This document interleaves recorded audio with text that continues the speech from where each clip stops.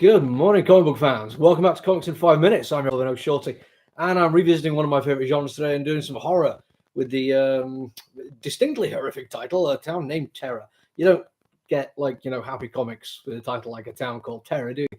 So it sets its stall out very quickly, but whether or not it does with that is open for debate. Because we're going to start by talking about the writing on this one, and it's so minimalistic that there really isn't a great deal I can say about it. There's quite a lot of exposition as part of it, not much in the way of dialogue, although there is some at the end which is interesting. There's little bits of back and forth, but they're mostly stilted, explanatory, rather than actually getting to the crux of any of the characters. A lot of it is explained either through artwork or through box out text. And it's not like it's a terrible way of doing things, quite enjoyable at times. But I think it's so minimalistic and so vague when it does it in this particular instance that it actually feels like it moved so much out of the writing that it's put an awful lot on the artwork, which is trying its best. It really is. But we're going to get to the artwork in a second. We're going to carry on with the writing for now, because the plot for it is effectively somebody who's managed to escape an abusive father who is being dragged back into that world. And also the father is apparently undead and can be dismembered and put back together with unpleasant clicking noises. And yeah, it's weird. Yeah. And that bit of story that starts is effectively watching the father, you assume, being put back together. And it's an interesting bit of art. There's a lot going on. What we have is quite a lot of small panels. And I like that page where the angles are kind of messed up a little bit, so it almost gives an optical illusion kind of feel to it. Then splash page looks like a serial killer's lair, really gets you involved in that one. But then it's a body being put back together, a little bit unsettling. The clicking noise in particular, because the dismembered body parts don't look like they've been hacked apart or torn apart or burnt or anything like that. They look like just parts of an action figure, kind of, whether it's just magnetic plates keeping them held in place. That is unnerving and that is unsettling. But kind of there begins and ends my unsettling feeling of it. The story carries on, and you get the gentleman in joining an amorous pursuit with his wife. Gets interrupted. She gets hit with a stun dart. He gets his nose broken and dragged into a car. And you find out that he's been taken back to see his father. You find out he's died again. And the town called Terror, which is a town of freaks and monsters, I think is how he describes it, or monsters and freaks maybe.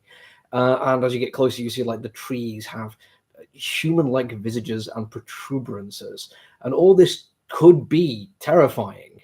But there's also a sense in the artwork that it's trying to be vague a little bit as well.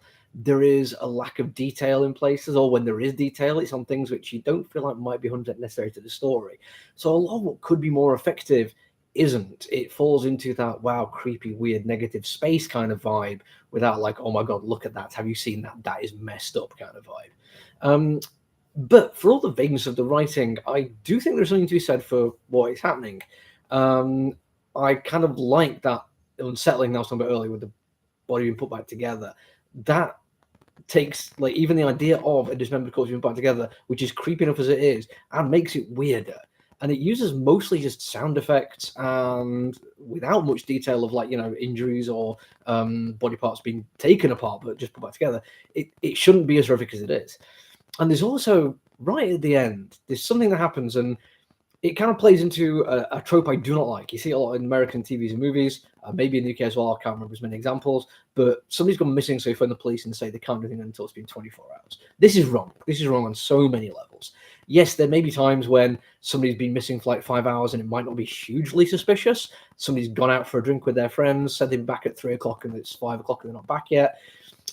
But you don't call the police straight away with that one. You'd call the friends and see who they were with. Try calling the phone, see if it goes to voicemail. Try leave a message, see if you can go there yourself, see if the car is still there. There's a whole bunch of stuff you do before you'd call the police at that point. The police wouldn't just say, oh, it's only been a couple of hours, call back later. You'd tell them, no, there's other stuff happened here. You would never expect to wait 24 hours. It is a plot device that exists simply to add tension and time to a story. But in this particular instance, it feels like, yes, we're in a world where the rules already don't make the same sense they do in our world, but Could it also be that the police are deliberately taking their time in sorting this out so that the perpetrators can get away with it? If you lived in a world where during most of your interactions or your experiences with the police or what you see on TV and movies, maybe you'd think it's actually perfectly normal that if you phone them up and say, my husband's gone missing and I need help, and they say, I can't spend 24 hours, you reply, people broke into my house, I was shot with a stun dart, they busted his nose open and dragged him away, and they go, oh no, still we can't, it's got to be 24 hours. Maybe you'd believe them. Maybe, I don't know. Or maybe this is just set in a weird horror movie world and the police actually need 24 hours. Who knows? So much vague, but still interesting. And I do like the artwork overall. That's it from me today. I'll be back tomorrow. Until then, look after each other, everyone. Stay safe. Bye.